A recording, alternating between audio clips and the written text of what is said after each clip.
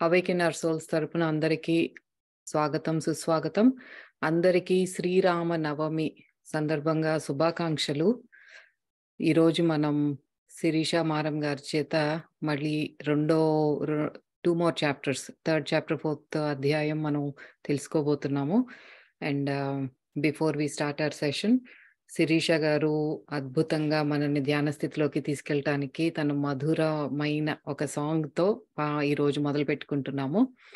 So, if you want, you can keep your eyes closed and stay in that meditative state, or you can enjoy the song. And again, I welcome you all. Thank you. Over to you, Sirisha garu.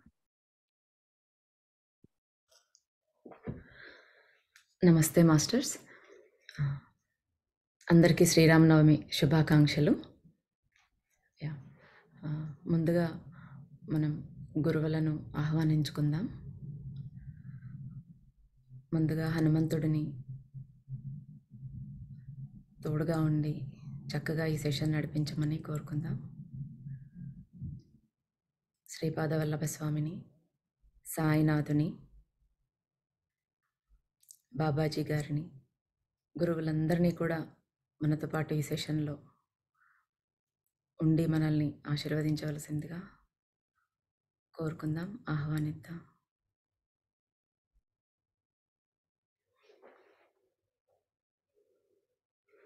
మన గురువైన పత్రిజీ గారికి నా ఆత్మ ప్రణామాలు. ఈ సెషన్ని నిర్వహిస్తున్నటువంటి అను గారికి కూడా నా ఆత్మ ప్రణామాలు. వీక్షిస్తున్న మీ అందరికీ నా ధన్యవాదాలు.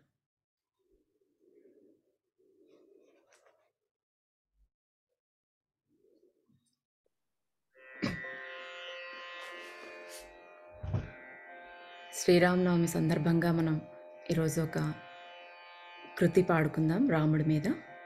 ఇది ఖమాస్ రాగంలో ఉంది. త్యాగరాజస్వామి రచించిన కృతి.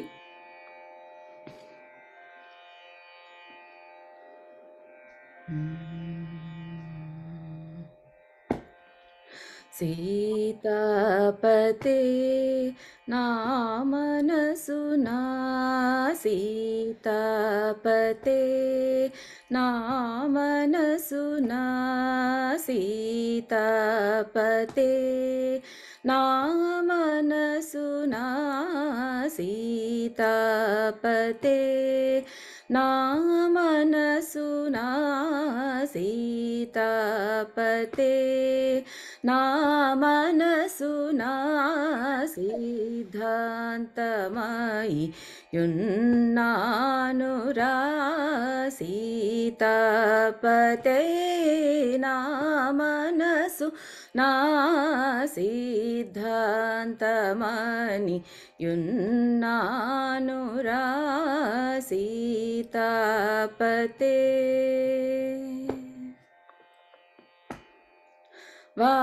వాతాత్మజా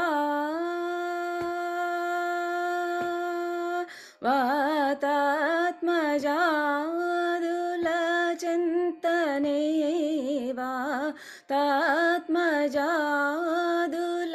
చింతనే, వాతాత్మజాదుల చింతనే, వర్ణించిన నీ పలుకులెల్ల, వర్ణించిన నీ పలుకులెల్ల, సీతాపతే నా మనసు నా సిద్ధాంతమని యున్నానురా, సీతాపతే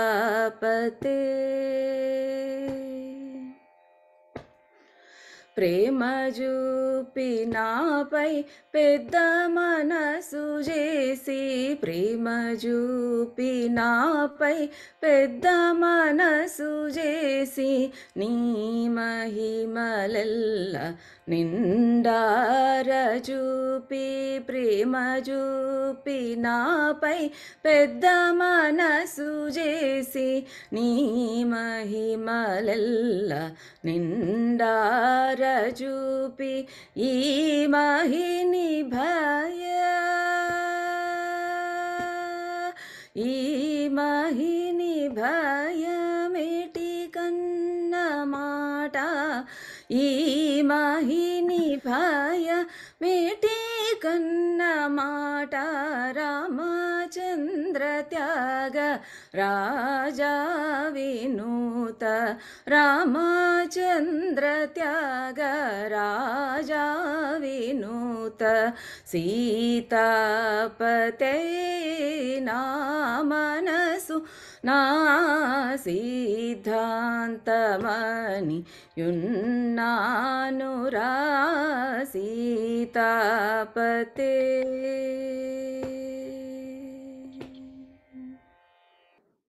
బ్యూటిఫుల్ బ్యూటిఫుల్ శిరీష. అసలు మీరు పాడుతుంటే వచ్చి తీరుతారు. ఆ సీతమ్మ తల్లి, శ్రీరాముల వారు, హనుమంతుల వారు వచ్చి ఉన్నారు. I could not come out of it. ఎంత అద్భుతంగా ఉందంటే బ్యూటిఫుల్ ఎనర్జీస్. అందరూ డివైన్ బీయింగ్స్ అందరూ ఇక్కడే ఉన్నారు. అందరూ చక్కగా ధ్యాన స్థితిలో ఉండి, ఆత్మస్థితిలో ఉండి వినండి సెషన్ ని. Just absorb all those energies and stay in that meditative state and listen to all that. గురువులు డెఫినెట్ గా ఇక్కడే ఉన్నారు. All the divine beings. Over to you Sirisha. మనము గడిచిన సెషన్లో మనం చెప్పుకున్నది జస్ట్ ఒక 2 లైన్స్ నేను చెప్తాను. శంకరభట్టు అనే బ్రాహ్మణునికి శ్రీపాద వల్లభ స్వామి ఇచ్చిన అనుజ్ఞ ప్రకారము ఆయన ఈ పుస్తకాన్ని, ఈ చరిత్రని రాశారు. ఆయన మొదటిగా ఉడిపిలో కృష్ణ దర్శనం చేసుకుని కన్యాకుమారికి వెళ్ళి వాసవి కన్యకా పరమేశ్వరి దర్శనం చేసుకుంటాడు. అక్కడ ఆ తల్లి ఆజ్ఞ ప్రకారం ఆయన శ్రీపాద వల్లభ స్వామిని కురువపురంలో దర్శించడం కోసం ఆయన ప్రయాణాన్ని కన్యాకుమారి నుంచి పిఠాపురం అంటే కేరళ నుంచి ఆంధ్రదేశానికి ఆయన ప్రయాణం సాగుతూ ఉంటుంది. ఆ మార్గ మధ్యంలో ఆయన మొదటగా ఒక వృద్ధ తపస్విని కలుసుకుంటాడు. అక్కడ ఒక వ్యాఘ్రేశ్వర శర్మ గురించి మనం తెలుసుకున్నాం. అటు నుంచి సిద్ధయోగీంద్రులను కలుసుకుని అటు నుంచి బయలుదేరి ఎంతో చేదు అనుభవం సంపాదిస్తాడు. పాములు, కాకులు ఆయనని పొడవటం, కరవటం, అక్కడ ఒక అంత్యజుని చేత బోధ చేయించుకుంటాడు. దాని తర్వాత అక్కడి నుంచి ఒక విచిత్రపురం అనే రాజ్యానికి వెళ్ళటం, అక్కడ రాజు అందరినీ బాధిస్తూ ఉంటాడు. తనకు వచ్చిన పూర్వజన్మ స్మృతి వల్ల ఆ నాలెడ్జ్తో అతను ఏదో క్వశ్చన్ అడుగుతూ అందరినీ బాధిస్తూ ఉంటాడు. అప్పుడు మాధవ నంబూద్రి అనే ఒక బ్రాహ్మణుడు వాళ్ళందరితో మండల దీక్ష, దత్తస్వామిది మండల దీక్ష చేయిస్తూ ఉంటాడు ఈ బాధల నుంచి గట్టెక్కటానికి. అదే సమయంలో ఈ శంకరభట్టు అక్కడికి రావటం, ఆయనని వాళ్ళు పరీక్షించటం, ఈయన పరీక్షలో పాస్ అవ్వటము, ఇదంతా జరిగి ఆయన నెక్స్ట్ తన ప్రయాణాన్ని మొదలు పెడతారనమాట. అది మనం ఈ 3వ అధ్యాయంలో తెలుసుకుందాం. ఆ శంకరభట్టు విచిత్రపురం అనే ఆ రాజ్యం నుంచి, ఆ ఊరు నుంచి బయలుదేరి ఇంకా చిదంబరం వైపు వెళ్తూ ఉంటాడు. చిదంబరంలో ఆకాశలింగం ఉంటుంది. ఆ ఆకాశలింగాన్ని దర్శించుకోవాలని ఉవ్విళ్ళూరుతూ 3 రోజులు ప్రయాణం చేస్తాడు. ఆ 3 రోజులు ఆయనకి ఏ రకమైన అన్నపానీయాలకు లోటు లేకుండా అద్భుతంగా ఎక్కడికక్కడ భోజనం లభిస్తుంది. మంచిగా ప్రయాణం సాగుతుంది. 4వ రోజు ఒక ఊరికి వస్తాడనమాట. ఒక గ్రామానికి వచ్చినప్పుడు అక్కడ ఒక బ్రాహ్మణుడి ఇంటి ముందు భిక్ష కోసమని వెళ్తాడు. ఆయన భిక్ష అడగగానే ఆ ఇంట్లో నుంచి ఆ యజమాని భార్య, ఆ ఇంటి ఇల్లాలు వచ్చి ఈయన మీద గట్టిగా అరిచేస్తుందనమాట. అన్నం లేదు, సున్నం లేదు, వెళ్ళిపో అన్నట్టుగా. ఆమె చాలా గయ్యాళిది. ఈయనకు అర్థం కాదు ఏంటి ఇలా అయింది అనేసి ఆయన అలాగే కాసేపు బయట వేచి ఉంటాడు. అలాగే ఉన్నప్పుడు ఆమె ఆ గృహ యజమాని బయటకు వస్తాడు.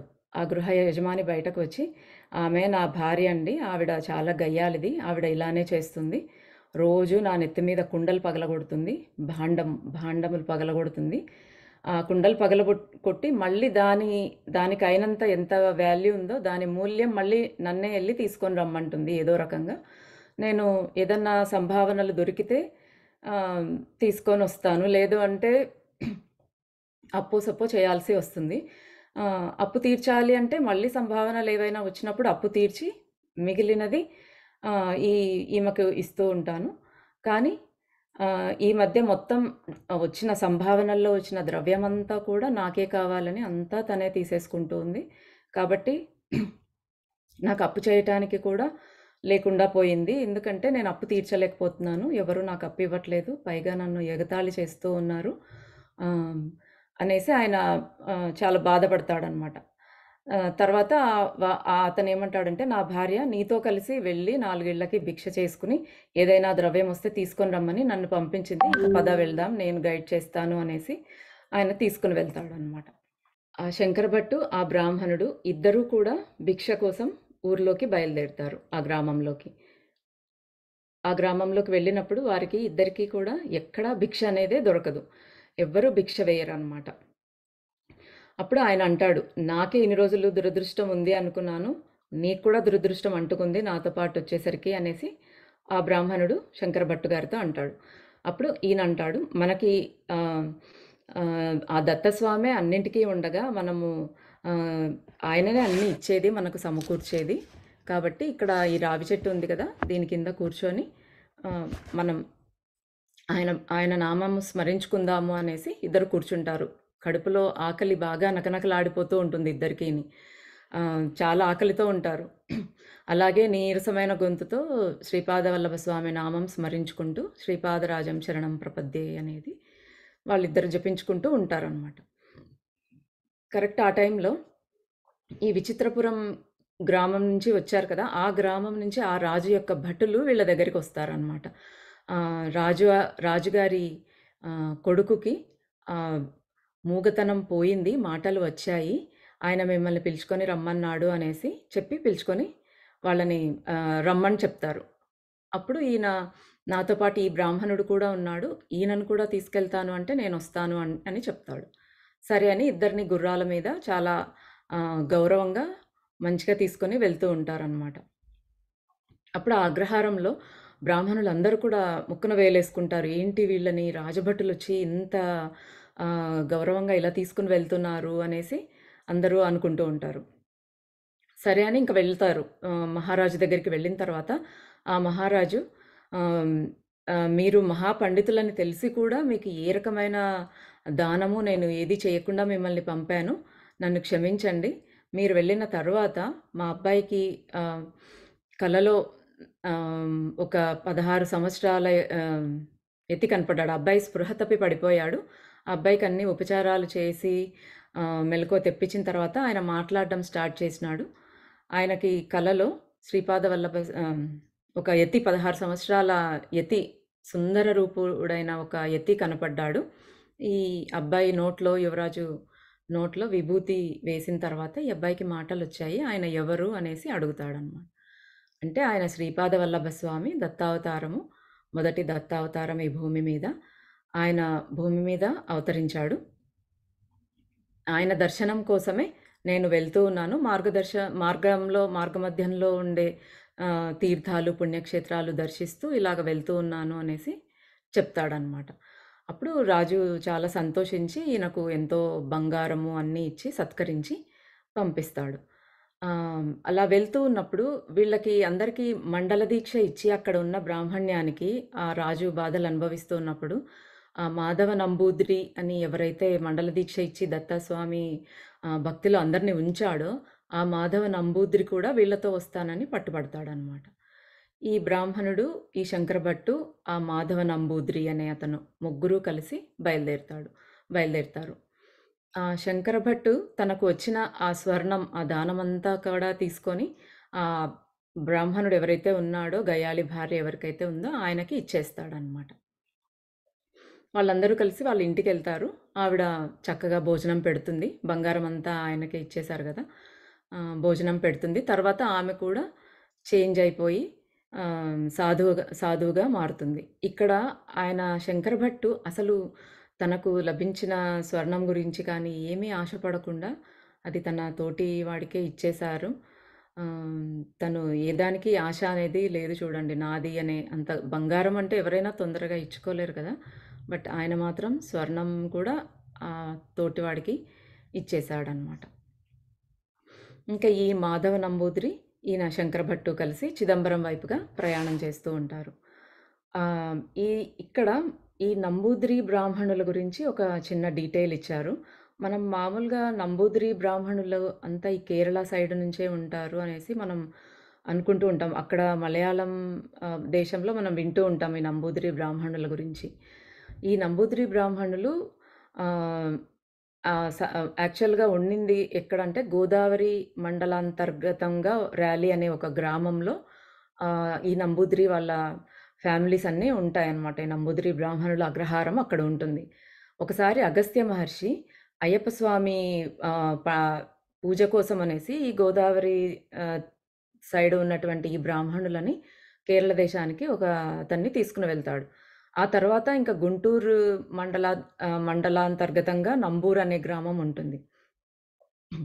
అక్కడి నుంచి ఆ నంబూరు నుంచి చాలామంది బ్రాహ్మణులు ఆ మలయాళ దేశానికి వలసపోతారనమాట. వాళ్ళంతా ఇంకా అక్కడే సెటిల్ అయిపోయి, అక్కడే వాళ్ళ విద్యని అంతా మొత్తం అక్కడే అందిస్తూ ఉంటారనమాట. వాళ్ళని నంబూదిరి బ్రాహ్మణులంటారు. మనకి ఆది శంకరాచార్య గారి మనకు శంకరాచార్యులు తెలుసు కదా! ఆయన ఫ్యామిలీ కూడా, ఆయన పూర్వీకులు కూడా ఈ నంబూరు గ్రామం నుంచి వలసపోయిన వాళ్ళే అనమాట. నంబూదిరి బ్రాహ్మణులే. ఈ మాధవ నంబూదిరి కూడా నంబూదిరి బ్రాహ్మణుడే. కానీ ఈయనకి ఏమీ రాదనమాట, నిరక్షర కుక్షి. సాధారణంగా ఈ నంబూదిరి బ్రాహ్మణులు చాలా ఆచార వ్యవహారాల్లో కానీ, మంత్ర, తంత్ర, శస్త్ర విద్యలన్నిట్లో కూడా వాళ్ళు చాలా ప్రావీణ్యులుగా ఉంటారు. కానీ ఈయనకేమీ రాదనమాట. ఈయన వేరే బ్రాహ్మణుల ఇళ్లల్లో వంటలు చేసుకొని అలాగా జీవితం సాగిస్తూ ఉంటాడు. వీళ్ళు చిదంబరం సైడ్ వెళ్ళినప్పుడు ఇక్కడ ఒక సిద్ధ మహాత్ములు ఎవరో ఉన్నారు అని విని ఆ కుండకోణంలో వెళ్తూ ఉంటారు. అప్పుడు ఒక ఒక వృద్ధ తపస్వి బయటకొస్తాడు అక్కడ ఆ కుండకోణంలో నుంచి. ఆయనకు 300 సంవత్సరాల వయసు ఉంటుందన్నమాట. ఆయన గృహ ద్వారం దగ్గరికొచ్చి వీళ్ళనిద్దరిని చూసి, మాధవ శంకరులు ఇద్దరూ కలిసి వస్తున్నారే అంటాడనమాట. ఒకరు మాధవుడు, ఒకరు శంకర భట్టు కదా! అంటే ఇక్కడ శివుడు, కేశవుడు ఇద్దరూ కలిసే వస్తున్నారే అనే మీనింగ్‌లో చెప్తాడనమాట. మేమేం చెప్పకపోయినా మా గురించి ఈయనకు తెలిసింది అంటే ఈయన చాలా సిద్ధ మహాత్ముడు అని వాళ్ళు అనుకోని వాళ్ళిద్దరిని ఆయన దగ్గరికి వెళ్ళి ఆయనకి నమస్కరిస్తారనమాట. అప్పుడు ఆయన చెప్తాడు, నాకు ఇప్పుడు 300 సంవత్సరాలు, ఈ వృద్ధ శరీరాన్ని వదిలి నేను మరొక శరీరాన్ని స్వీకరించి మరో 300 సంవత్సరాలు ఈ భూమిపై జీవించాలి అనేది శ్రీపాదుల వారి సంకల్పము. శ్రీపాదుల వారి సంకల్పం ఎలా ఉంటుందంటే, ఆల్రెడీ మోక్షం వచ్చేసి జీవన్ముక్తులు అయిపోయిన వాళ్ళు కూడా ఈయన మళ్ళీ రమ్మని ఆజ్ఞాపిస్తే మళ్ళీ జన్మకు రావాల్సిందే అనమాట. కాబట్టి ఈయనకి ఇంకొక 3 సంవత్సరాలు జీవించేది ఉంది. అదంతా జరగాలి. కాబట్టి సరే ఆయన వీళ్ళని ఆహ్వానిస్తాడనమాట. ఆహ్వానించి ఈ శంకర భట్టును అడుగుతాడు, నీవు విచిత్రపురంలో ఆ రాజు వాళ్ళతో కాణద మహర్షి చెప్పినటువంటి కణ సిద్ధాంతాన్ని చెప్పావు కదా! అది నాకు వివరిస్తావా అని అడుగుతాడు. అప్పుడు ఈ శంకర భట్టు, లేదు స్వామి, నాకు దాని గురించి తెలిసింది చాలా చాలా స్వల్పము. అప్రయత్నంగా అక్కడ ఏంటో అలాగా వచ్చింది, కానీ నాకు దాని గురించి ఎక్కువగా ఏమీ తెలియదు అని చెప్తాడనమాట. ఎందుకంటే అక్కడ శ్రీపాద వల్లభ స్వామి ఆయనతో పలికించింటాడు అదంతా. అప్పుడు ఆ స్వామి దాని గురించి కొంచెం వివరిస్తారనమాట. ఈ సమస్త సృష్టి అంతా కూడా ఈ అణువులు, పరమాణువులతో నిర్మితమై ఉంది. అవి ఎంత చిన్నగా, అంత చిన్నటి పరమాణువులు, అంత సూక్ష్మమైన కణాల వల్ల మనకు, వాటి ఉనికి వల్లనే మనకు విద్యుల్లతలు అంటే లైట్నింగ్ అవన్నీ అంత సూక్ష్మమైన కణాలతో మనకి ఏర్పడతాయి. సూర్యుడి చుట్టూ గ్రహాలు ఎలా అయితే ఆ కక్షలలో, ఆ ఆర్బిట్స్‌లో ఎలా తిరుగుతూ ఉంటాయో, ఈ అణువులు, పరమాణువులు కూడా వాటి కేంద్రకం చుట్టూ అలా పరిభ్రమిస్తూ ఉంటాయన్నమాట. అవి వాటిని ఇంకా ఎంత సూక్ష్మమైన భాగాలుగా ఉన్నవి, మన భావోద్వేగ స్పందనలు అంతకన్నా ఆ సూక్ష్మమైన పరమాణువులతో ఉంటాయన్నమాట. ఈ స్పందనలు ఇవి మారుతూనే ఉంటాయి, స్థిరంగా ఉండవు.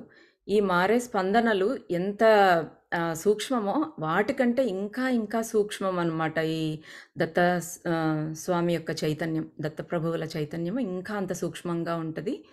ఈ అణువులన్నిటినీ ఒక అనంతమైన భాగాలుగా విభజించేస్తే ఒక్క అణువుని దాన్ని ఇన్ఫైనైట్ నంబర్‌గా దాన్ని విడగొట్టేస్తే ఆ ఒక్కొక్క పీస్ ఇంకా శూన్యంతో సమానం. అది అంతకన్నా అంత సన్నది. ఇన్ఫైనైట్ నంబర్‌గా మనం విడదీసినప్పుడు ఒక చిన్న పరమాణువుని, అణువులో చిన్నది పరమాణువు. ఆ పరమాణువుని ఇంకా సూక్ష్మంగా విడదీస్తే ఎంత చిన్నగా ఎంత సూక్ష్మంగా ఉంటదో వాటితో ఆ సూక్ష్మమైన, ఆ శూన్యమైన వాటితో సృష్టి అనేది మనకు ఏర్పడుతుంది అనేసి చెప్తాడనమాట. ఇక్కడ మనకు ఒక నంబర్ గురించి ఈ శ్రీపాద వల్లభ స్వామి ఎక్కువగా స్ట్రెస్ చేస్తూ ఉంటారనమాట. 2498 కుండలిని శక్తి మన గాయత్రి మంత్రం మనకిక్కడ గాయత్రి మంత్రం గురించి కూడా చెప్తాడనమాట. మంత్రాలు కూడా అన్ని రకాల మంత్రాలు కుండలినిలోనే ఉంటాయి. దానిలోనే ఆ కుండలినిలోనే గాయత్రి కూడా అక్కడే ఉందన్నమాట. ఆ గాయత్రి మంత్రంలో అందరూ 3 పాదాలు ఉన్నాయి అనేసి చెప్తారు. కానీ పరో రజసి సావధోమ్ అని ఇంకొక 4వ పాదం కూడా ఉంటుంది. చతుష్పాద గాయత్రి అంటారనమాట దీన్ని. అది నిర్గుణ బ్రహ్మాన్ని సూచిస్తూ ఉంటుంది. ఈ కుండలిని శక్తి 24 తత్వాలతో ఈ జగత్తును సృష్టి చేస్తుంది. గాయత్రిలో కూడా 24 అక్షరాలే ఉంటాయి. ఈ 24 సంఖ్యకి గోకులము అని పేరన్నమాట. గోకులము అని పేరు. 2 అంటే గో అని, 4 అంటే కులము అని, గోకులము అనేసి చెప్తారనమాట. తర్వాత పరబ్రహ్మ స్వరూపం మార్పులకు అతీతంగా ఉండే సంఖ్యని 9 సూచిస్తూ ఉంటుంది. పరబ్రహ్మ స్వరూపాన్ని ఈ 9 సూచిస్తుందన్నమాట. ఇక్కడ 9 పరబ్రహ్మ స్వరూపాన్ని, అది ఎప్పటికీ చేంజ్ కాని బ్రహ్మస్వరూపాన్ని సూచిస్తుందన్నమాట. 8 అనేది మహామాయా స్వరూపం లక్ష్మీదేవిని సూచిస్తుంది. ఇక్కడ ఈయన ఎలాగా భిక్ష చేస్తారు అంటే, మామూలుగా 2 చపాతీలు వేయమ్మా అన్నట్టుగా ఆయన దో చపాతి దేవ్ లక్ష్మి అంటే ఆయన దో చౌపాతి దేవ్ లక్ష్మి అని దాన్ని కాస్త చమత్కారంగా పిలుస్తూ ఆయన భిక్ష చేస్తారనమాట. ఇక్కడ 2 అంటే అది దో అన్నట్టు. ఈ 4 సంఖ్య మనం చెప్పాం కదా, ఈ గోకులములో 20 దాన్ని చార్ అనే బదులు అది చౌ అంటారు. ఈ 9ని పరబ్రహ్మ స్వరూపాన్ని పతిదేవ్ అంటే ఆయననే నారాయణ స్వరూపం, దత్త స్వరూపం అన్నమాట. 8 మాయా స్వరూపం లక్ష్మీదేవి. సో 2498 ఈ సంఖ్యని వారు ఎక్కువగా బోధిస్తూ ఉంటారు. దీని గురించి మళ్ళీ తర్వాత ఇంకా నెక్స్ట్ చాప్టర్స్లో కూడా వస్తుంది. ఆయన దో చౌపాతి దేవ్ లక్ష్మి అని ఆయన భిక్షకు వెళ్తూ ఉంటారనమాట. అంటే ఇక్కడ ఆయననే లక్ష్మి అంటే ఆయననే అమ్మవారి స్వరూపము, ఆయనే దత్త స్వరూపం, నారాయణ స్వరూపము అన్నట్టుగా ఆయన చెప్తూ ఉంటారు. శరీరము 12 రకాల మానవ శరీరము 12 రకాల భేదాలతో ఉంటుందన్నమాట. మనకందరికీ కనపడే ఈ స్థూల శరీరము మనకు స్థూలంగా కనపడే ఈ సూర్యుని ప్రభావానికి లోనవుతూ ఉంటుంది. మనకు 12 శరీరాలు లోపల ఉన్నాయన్నారు కదా, ఆ 12 శరీరాలు 12 ఆదిత్యుల ప్రభావానికి లోనవుతూ ఉంటాయి. వీటన్నింటికంటే కూడా అతీతంగా ఉంటుందన్నమాట ఈ శ్రీపాద వల్లభ స్వామి యొక్క శరీరము. దివ్యమైన స్థూల శరీరము విచిత్రమైన స్పందనలతో ఉంటుందన్నమాట. ఈ వృద్ధ తపస్వి ఎవరైతే కనపడ్డారో ఆయన పేరు పళనిస్వామి. ఆయనకి 108 సంవత్సరాలకు ముందే ఆయన ఉన్న ప్లేస్లో శ్రీపాద వల్లభ స్వామి ఆయనకు దర్శనమిస్తారన్నమాట. ఆయన ఎంత దివ్య లీలలు ఎలా ఉంటాయంటే, ఆయన దగ్గరికి ఆయన 108 సంవత్సరాల ముందు వచ్చినప్పుడు ఆయన పాదాల దగ్గర బ్రహ్మకమలాలు పడుతూ ఉంటాయంట. ఎక్కడి నుంచి వచ్చాయి ఈ బ్రహ్మకమలాలు అంటే, హిమాలయాలలోని యోగులు బదరీ ఉంటుంది కదా, ఆ క్షేత్రంలో బదరీనారాయణుడికి వాళ్ళు పూజ చేసుకుంటూ ఉన్నారు, సమర్పిస్తూ ఉన్నారు. ఆ దివ్యమైన బ్రహ్మ కమలాలు ఇక్కడ ఈయన దగ్గర శ్రీపాద వల్లభ స్వామి పాదాల దగ్గర ప్రత్యక్షమవుతూ ఉంటాయన్నమాట. అంటే అంతటా ఆయనే ఉన్నాడు అనేది ఆయన పరబ్రహ్మ స్వరూపము అక్కడ చూపిస్తూ ఉంటారు. ఆ బ్రహ్మకమలాల గురించి చెప్పండి స్వామి, అంత వాటికి ప్రత్యేకత ఏంటి అనేసి ఆయన శంకర భట్టు ఆ పళని స్వామి గారిని అడుగుతారు. అప్పుడు పళని స్వామి బ్రహ్మకమలాల గురించి కొంచెం చెప్తారు. ఇవి మహావిష్ణువు పరమేశ్వరుణ్ణి ఈ బ్రహ్మకమలాలతోనే పూజించాడు. ఆహ్, మహావిష్ణువు నాభిలో నుంచి, నారాయణుడి నాభిలో నుంచి వచ్చే బ్రహ్మ కూర్చున్న కమలం కూడా అది బ్రహ్మ కమలమే. అవి ఎంతో పవిత్రమైనవి, ఎంతో మహిమాన్వితమైనవి. అవి సంవత్సరానికి ఒక్కసారి మాత్రమే వస్తాయి. వాటిని చూడడానికి హిమాలయాల్లో యోగులు కొన్ని నెలల తరబడి వాళ్ళు నిరీక్షిస్తూ ఉంటారంట. ఆ కమలాలని చూడటం కోసం. అవి శిశిర ఋతువు నుంచి వసంత ఋతువు అంటే ఫాల్ నుంచి స్ప్రింగ్ వరకు మొత్తం మంచుతోనే కప్పబడిపోయి ఉండి, తర్వాత గ్రీష్మకాలం అంతా అంటే ఈ సమ్మర్ అంతా ఆ వసంతకాలం అయిపోయాక స్టార్ట్ అయ్యి గ్రీష్మ ఋతువు అంతా అంటే సమ్మర్ అంతా ఆల్ ద సమ్మర్ అవి పూస్తూ ఉంటాయన్నమాట. అవి ఎవరో అర్హులైన వాళ్లకు మాత్రమే దర్శనమిస్తాయి అనేసి చెప్తారు. దాని దర్శనం వల్ల యోగంలో యోగులకి విఘ్నాలు ఏమీ ఉండవంట, సమస్త పాపాలు నశిస్తాయంట. తర్వాత వెంటనే ఫలితం సద్య ఫలితం ఇస్తుందన్నమాట వాళ్ళు ఏది సాధన చేసుకున్నా కూడా. అంత అద్భుతమైన మహిమ ఉన్న పుష్పాలంట బ్రహ్మకమలాలంటే అని దాని గురించి చెప్పిన తర్వాత, నాయన నేను ఒక 10 రోజులు దివ్య తపస్సమాధిలో ఉండాలి, ఈ శరీరాన్ని నేను వదలాలి కదా, ఈ 10 రోజులు సమాధిలో ఉంటాను. ఈ టైంలో మీరు నాకు దర్శనార్థమై ఎవరో ఒకరు గ్రామంలో నుంచి వస్తూ ఉంటారు.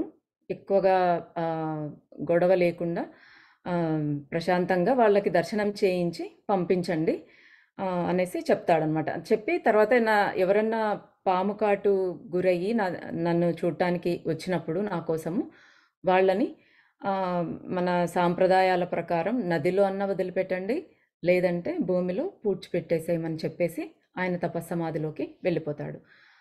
రోజులో కొద్దిమంది దర్శనం చేసుకోవడానికి ఆ స్వామి కోసం వస్తూ ఉంటారు. వారికి వీళ్ళు ప్రశాంతంగా దర్శనం చేయిస్తూ ఉంటారు. వాళ్ళే వీళ్ళకి ఆహారం కోసం సంభారాలన్నీ సమకూరుస్తారు. సంభారాలంటే మెయిన్గా బియ్యము, పప్పు ఇలాంటివన్నీ వాళ్ళకి అందించినప్పుడు వీళ్ళే వంట చేసుకొని తింటారు. బ్రాహ్మణులు అందరూ చేసిన వంట తినరు కాబట్టి వీళ్ళు వండుకోవటానికని వాళ్ళు సంభారాలు సమకూరుస్తారనమాట. అవి సమకూర్చినప్పుడు ఈ మాధవ నంబూద్రి శంకరుడు ఇద్దరు ఉన్నారు కదా, మాధవ నంబూద్రి వంట బ్రాహ్మణుడు. సో ఆయన నేను వంట చేస్తాను, ఇక్కడ పక్కన కొబ్బరి చెట్ల మట్టలు ఉన్నాయి కదా, ఆ కొబ్బరి మట్టలు తీసుకుని వస్తాను అనేసి ఆయన వెళ్తాడు. వెళ్ళి ఒక కొబ్బరి మట్ట తీయగానే దాని కింద ఒక పాము ఉంటుంది. ఆ పాము వచ్చి ఆయనని కాటేస్తుంది అన్నమాట. వెంటనే ఆయన చనిపోతాడు. ఇంకా ఆయన శరీరాన్ని తీసుకొని వచ్చి శంకర భట్టు చాలా విలపిస్తాడనమాట. ఎంత మంచి బ్రాహ్మణుడు, ఎంత మంచి అతను, అమాయక భక్తుడు, ఆయనకి ఎందుకు ఇలా జరిగింది, ఇప్పుడే స్వామి సమాధిలో ఉన్నాడు, ఆయన శాసనం ఇంకా అనుల్లంఘనీయం, ఆయన ఇంకా ఏం చెయ్యలేం కదా ఇప్పుడు అని ఇంకా చాలా ఏడుస్తూ ఆయనని భూమిలో పాతిపెట్టేస్తారు. అదే టైంలో ఇంకొక ఫ్యామిలీ కూడా వస్తుంది. వాళ్ళ 18 సంవత్సరాల కొడుకు పాము కాటుకు గురై చనిపోయాడు అనేసి తీసుకొని వస్తారనమాట. ఆయనను కూడా వాళ్ళు పాతిపెట్టేస్తారు. ఎందుకంటే ఈయన తపస్సమాధి నుంచి ఇప్పుడే బయటకు రారు కాబట్టి ఆ అబ్బాయిని కూడా పాతిపెట్టేస్తారనమాట. ఇంకా ఈయన చాలా బాధలో ఉంటాడు శంకర భట్టు, ఎందుకు ఇలా జరిగింది అన్నట్టుగా. ఆ 10 రోజుల తర్వాత ఆ పళని స్వామి ఆ సమాధిలోంచి, తపస్సమాధిలో నుంచి బయటకు వస్తాడంటే ఆయనలో మెల్లమెల్లగా చైతన్యం వస్తూ ఉంటుంది. ఆయన కళ్ళు తెరుస్తూనే మాధవ అని పిలుస్తాడనమాట. అప్పుడు ఈ శంకర భట్టు వెళ్ళి ఇంకా ఏడుస్తూ చెప్తాడు చాలా బాధతో, అయ్యో లేడు స్వామి, ఇలాగ పాము కాటేసింది, వెంటనే చనిపోయాడు, పాతిపెట్టేశాము అనేసి చెప్తాడు. చాలా బాధలో ఉంటాడు. అప్పుడు ఈ పళనిస్వామి ఆయన వైపు ఒక యోగ దృష్టి సారిస్తాడనమాట. అప్పుడు ఆయనలో కుండలిని దగ్గర నుంచి ఒక భరించరాని బాధ ఆయన వెన్నెముకలో కలుగుతుంది. మళ్ళీ ఆయన ప్రసన్న దృష్టితో చూడగానే ఆయన మామూలైపోతాడు. ఏడవకు, భయపడకు, ఏమీ బాధపడద్దు, ఆయనకి స్థూల శరీరంతో శ్రీపాద వల్లభ స్వామిని దర్శించుకునే అదృష్టం లేదు, అవకాశం లేదు. అతను సూక్ష్మ శరీరంతో వెంటనే శ్రీపాద వల్లభ స్వామి దగ్గరికి వెళ్ళిపోయాడు. ఆయన దగ్గరే ఈ 10 రోజుల నుంచి కూడా ఉన్నాడు. కాబట్టి నువ్వేమీ బాధపడద్దు, ఆయనను బ్రతికిస్తాను నేను అనేసి చెప్తాడనమాట. ఆ బాధంతా ఆయనకి ఒక్క క్షణంలో మాయమైపోతుంది. ఇంకా ఆయనని పాతిపెట్టిన దగ్గరికి వెళ్ళి నలుగురిని వెళ్ళి ఆయన తీసుకొని రమ్మంటాడనమాట అతని శరీరాన్ని. 10 రోజులైనా కూడా ఆ మాధవ నంబూద్రి శరీరం కొంచెం కూడా పాడవకుండా అలానే ఉంటుంది. తర్వాత పళనిస్వామి ఏం చెప్తాడంటే, అతన్ని కాటేసిన ఎక్కడైతే సర్పం కాటేసిందో ఆ ప్లేస్‌కి మీరు వెళ్ళి చెప్పండి ఇలాగా, "ఓ మాధవుని కాటేసిన నాగరాజమా, నువ్వు ఎక్కడున్నా కూడా శ్రీపాద వల్లభుల ఆజ్ఞ ప్రకారము ఈ పళనిస్వామి సన్నిధికి నువ్వు రావాలి" అనేసి గట్టిగా చెప్పేసి రండి అని పంపిస్తాడు. అప్పుడు వాళ్ళెళ్ళి అలా చెప్తారు. తర్వాత ఈ పళనిస్వామి కూడా తన కౌపీనంలో నుంచి ఒక 4 గవ్వలను తీసుకుని వాటిని 4 వైపులా ఏదో మంత్రం చదివి 4 వైపులా పెడతాడు 4 దిక్కులలో. అప్పుడు అవి వెంటనే రివ్వున ఎగిరిపోతాయన్నమాట. ఎగిరి వెళ్ళిపోతాయి ఎక్కడికో. ఆలోపు ఈ సర్పం ఏదైతే కాటేసిందో అది ఇంకా బుసలు కొట్టుకుంటూ చాలా అసహనంగా ఈ పళనిస్వామి ఉన్న దగ్గరికి వస్తుంది. దాని తల మీద గుచ్చినట్టుగా ఈయన విసిరేసిన గవ్వలు ఉంటాయన్నమాట. ఆ గవ్వలు దాని తల మీద ఉంటాయి. ఆ పాము వచ్చేసి ఆయన చెప్తాడు పళనిస్వామి దాన్ని అతని నుంచి విషయం లాగేయమని. ఆ మాధవ నంబూదిరి నుంచి ఆ పాము విషం లాగేస్తుంది. దాని తర్వాత ఈయన తన శ్రీపాద వల్లభ స్వామి మంత్ర జలాన్ని ఆ పాము మీద చల్లుతాడు. చల్లగానే అది ఈయన పాదాలు ముద్దు పెట్టుకుని ఈయన చుట్టూ ప్రదక్షిణం చేసేసి వెళ్ళిపోతుందన్నమాట. ఇప్పుడు ఆ పాము ఎందుకు కరిచింది, అది ఎవరు అసలు, దాని స్టోరీ ఏంటి అనేది ఆయన ఇప్పుడు ఈ శంకర భట్టు వాళ్ళకి చెప్తాడనమాట. ఆ పాము ఏంటంటే గత జన్మలో ఒక స్త్రీ.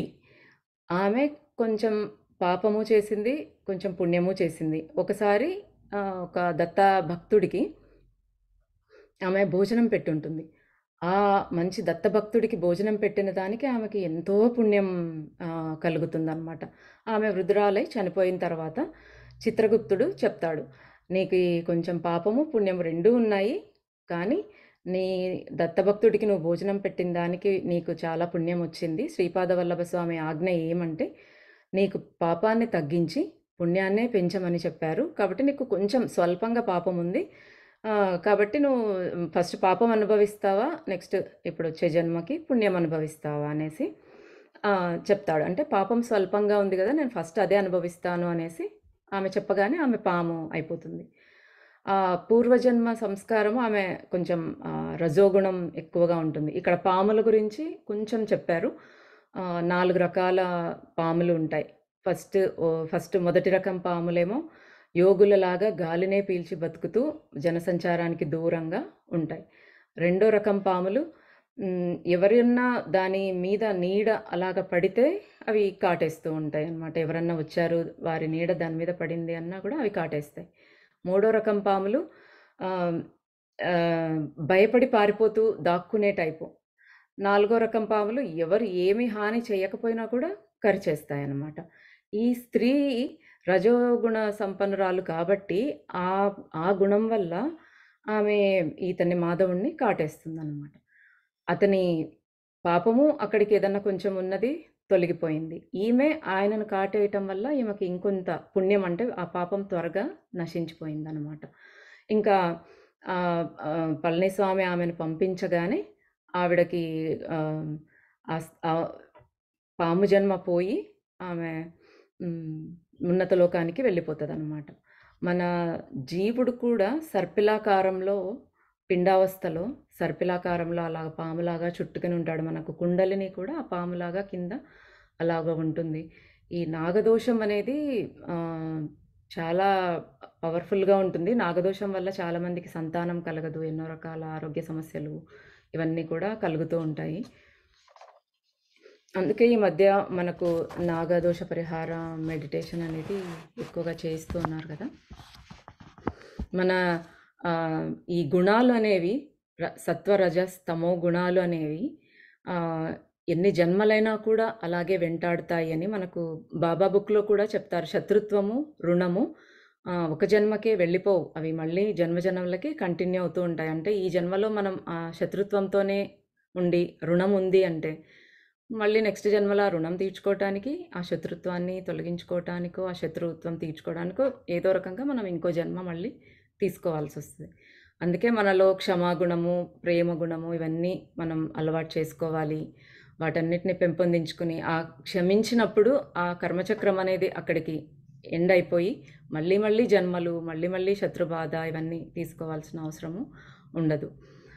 ఇక్కడ అన్నదానం కూడా యోగ్యుడైన వ్యక్తికి మనం అన్నదానం చేసినప్పుడు, ఆ యోగ్యుడైన వ్యక్తి అంటే మంచి పనులు చేస్తూ, మంచి భక్తుడైన వాడు కొంచెం అలాంటి వ్యక్తికి భోజనం పెట్టినప్పుడు, ఆ వ్యక్తి చేసే పుణ్యము ఈ అన్నదానం చేసిన వాడికి అతను ఏదైనా మంచి పని చేసినప్పుడు ఈయనకు కూడా కొంత భాగము అందుతూ ఉంటుందన్నమాట. ఈ అన్నం ఎవరైతే పెట్టారో వాళ్ళకి. యోగ్యులైన వాళ్లకు పెట్టకపోతే వాళ్ళు చేసే పాపాలు కూడా, వాళ్ళు చేసే పాపంలో వీళ్ళకు కూడా కొంచెం భాగం వస్తుంది అనేసి చెప్తారు. ఈయన చాలా అల్పసంతోషి, శ్రీపాద వల్లభుడు దత్తుడు అల్పసంతోషి. కొంచెం అన్నానికి ఎవరైనా కొంచెం అన్నం పెట్టినా కూడా ఆయన సంతోషపడతాడు. ఒకరికి సహాయం చేసినా ఆయన చాలా సంతోషపడతాడనమాట. ఈ అన్నమే మనకు అన్న సారము కొంత భాగము మనకు మనస్సుగా మారిపోతుంది. మనం తిన్న అన్నంలో ఆ అన్న సారము మనకు మనస్సుగా మారుతుంది. దాని నుంచే మనకు మనస్సు, ఈ ఏమంటారు, రక్తము, మాంసము, ఎముక, మజ్జ ఇవన్నీ కూడా ఆ అన్నం నుంచి ఒకదాని నుంచి ఒకటి గట్టిపడుతూ అలాగా మనకి తయారవుతాయి. మన మనస్సు, అన్నదాత ఎవరైతే దానం చేశారో ఆయన యొక్క మనస్సు, బుద్ధి, చిత్తము, అహంకారము ఇవన్నీ శుభస్పందనలతో, మంచి వైబ్రేషన్స్తో ఉంటాయన్నమాట. అందుకే వాళ్ళకి వాళ్ళు అనుకున్నవి జరుగుతూ ఉంటుంది. వాళ్ళకు కావలసిన పదార్థాలు వాళ్ళు ఆకర్షించగలుగుతారు. దాన్నే లక్ష్మీ కటాక్షం అంటారు. వాళ్ళకి పట్టిందల్లా బంగారమే అంటారు కొంతమందికి. అంటే వాళ్ళల్లో ఉండే మంచి స్పందనలు, ఆ వైబ్రేషన్స్ వల్ల వాళ్ళు కొన్ని ఆకర్షించగలుగుతారనమాట. అలాగా అదే లక్ష్మీ కటాక్షం అని మనం చెప్పుకుంటూ ఉంటాం. ఇప్పుడు ఆ మాధవుణ్ణి బ్రతికించటానికి ఆయన బాడీని తీసుకొని వస్తారు. శ్రీపాద వల్లభ స్వామి ఎంత ప్రేమ, అనుగ్రహం, ఆయన చనిపోయినా కూడా 10 రోజులైనా కూడా అతని శరీరాన్ని, మాధవుడి శరీరాన్ని ఏమాత్రము పాడవ్వకుండా చూసుకుని ఇప్పుడు ఆయనను బ్రతికించమని ఆజ్ఞ ఇస్తాడు ఈ పళనిస్వామికి.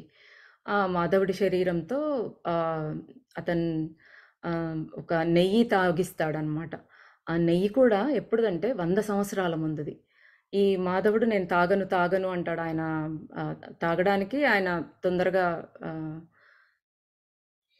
ఒప్పుకోకపోవడం కాదు, ఆయన చైతన్యం అడ్డుపడుతూ ఉంటుంది ఇలాగా, నేను తాగనన్నట్టుగా. కానీ ఆయనతో బలవంతంగా నెయ్యి తాగించి, ఆయనేమో దాహం నీళ్లు అనేసి లేస్తూ ఉంటాడు ఆ శరీరంలో చైతన్యం రాగానే. ఈయన మాత్రం నెయ్యి తాగించి ఫస్ట్, తర్వాత పండ్ల రసం ఇచ్చి, ఆ తర్వాత ఆయనకు నీళ్ళు ఇచ్చి ఆయనని లేపుతారనమాట. ఆ మాధవుణ్ణి అడుగుతాడు, నీ ఎక్స్పీరియన్స్ చెప్పు, నువ్వు సూక్ష్మ శరీరంతో నువ్వు కురవపురం వెళ్ళి శ్రీపాద వల్లభ స్వామి సన్నిధిలోనే ఉన్నావు కదా ఈ 10 రోజులు, అసలు ఏం జరిగిందో నీ ఎక్స్పీరియన్స్ చెప్పు అనేసి అడుగుతాడు. అప్పుడు ఆ మాధవ నంబూద్రి ఏం చెప్తారంటే, నేను ఇలాగా చనిపోగానే కురవపురంలో శ్రీపాద వల్లభ స్వామి దగ్గరికి వెళ్ళిపోయాను. అక్కడ ఆయన ఆజానుబాహుడు, ఎంత విశాల నేత్రాలు, కరుణ అనేది ఆయన కళ్ళల్లోంచి ఇలా పొర్లుతూ ఉన్నట్టుగా ఉంటుంది. ఆయన నన్ను మధ్యలో, దీవి మధ్యలోకి, కురవపురం అనేది ఒక దీవి అని చెప్పుకున్నాం కదా లాస్ట్ క్లాస్లో. అంటే చుట్టూ నీళ్లు ఉంటాయి, మధ్యలో కొంత భూభాగం అక్కడ ఉంటుందన్నమాట. ఆ మధ్యలో, ఆ దీవి మధ్యలోకి వెళ్ళి కొన్ని అడుగుల లోతులో వెళ్ళమంటాడనమాట. ఆయన సూక్ష్మ శరీరంతో ఉన్నాడు కాబట్టి ఎక్కడికైనా ఆయన ప్రయాణం చేయగలుగుతాడు. కొన్ని అడుగుల లోతుకు వెళ్ళినప్పుడు అక్కడ ఒక సూక్ష్మ లోకం అనేది ఉంటుంది. మామూలు మన స్థూల దృష్టికి అది కనపడదు, మన భౌతిక దృష్టికి అది కనపడదు. ఆ కొన్ని అడుగుల లోతుకి ఆయన వెళ్ళిన తర్వాత అక్కడ నాగులు ఉంటారనమాట. అన్ని నాగలోకంలాగా ఉంటుంది. అన్ని రకరకాల పాములు, చాలా చాలా రంగుల్లో, పెద్దవి, చిన్నవి, ఎన్నో పడగలతో, మణులతో ప్రకాశిస్తూ యోగులలాగా పడగ విప్పి కామ్గా, ప్రశాంతంగా ఇలాగా ఉంటాయి. ఎన్నో పాములను చూస్తాడనమాట. అప్పుడు ఒక పామును చూస్తాడు అక్కడ. ఆ పాముకు వేలకు వేల పడగలు ఉండి దాని సర్పం మీద శ్రీపాద వల్లభ స్వామి నారాయణుడిలాగా పడుకొని ఉంటాడనమాట. ఆయన చుట్టూ మిగతా సర్పాలు వేదనాదం చేస్తూ ఉంటాయి, వేదగానం చేస్తూ ఉంటాయి అన్నమాట. ఆయన చిదానందంతో వింటూ ఉంటాడు. ఈయన పక్కన, ఈ మాధవ నంబూదిరి పక్కన ఒక సర్పం ఉండి అది చెప్తుందన్నమాట. దత్తస్వామి, ఈ దత్తప్రభువులు నేపాల దేశంలో ఉండే చిత్రకూటంలో అనసూయ పర్వతం మీద అత్రి అనసూయలకి జన్మించాడు. ఈయన పూర్వయుగంలో అవతరించినారు. ఆ అవతారాన్ని చాలించకుండా ఆయన ఇది శ్రీశైలము, సహ్యాద్రి, నీలగిరి శిఖరము, శబరిగిరి శిఖరం, ఈ 4 చోట్ల ఆయన సంచరిస్తూ ఉంటాడు. అంటే 4 దిక్కుల్లో 4 పర్వతాలలో ఆయన ఉంటాడనమాట. అంటే దిక్కులే అంబరంగా ఆయన వస్త్రాలుగా 4 దిక్కులనే ఆయన వస్త్రాలుగా ధరించాడు. దిక్కులనే అంబరంగా ధరించాడు కాబట్టే ఆయనకి దిగంబరుడు అని పేరనమాట.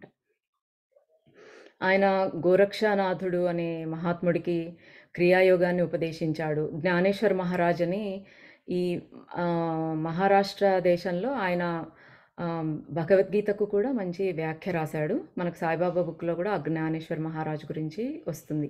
వీళ్ళంతా ఈ మరాఠా దేశంలో చాలామంది మహాత్ములు, సిద్ధులు అవతరించున్నారు. ఆయనకు కూడా ఖేచరీ ముద్రలో ఉన్న ఒక యోగి యోగి రూపంలో ఈయన దర్శనమిచ్చినాడు అనమాట జ్ఞానేశ్వర్ మహారాజ్కి. వీళ్ళు ఈయన దేశ కాలాలకు అతీతం.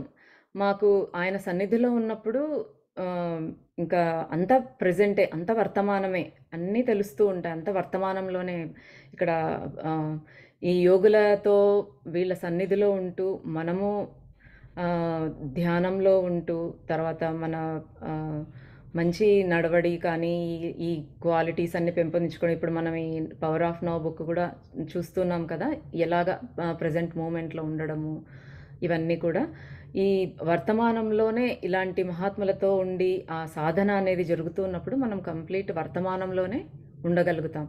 ఆ టైంలో మనకి అన్నీ కనపడుతూ ఉంటాయి. మనకి ఏది సపరేట్గా అనిపించదు, ఇది గతము ఇది ఫ్యూచరు అన్నట్టుగా ఏది అనిపించదు అనమాట. అంతా వర్తమానంలోనే వీళ్ళకి నిత్యము వర్తమానమే.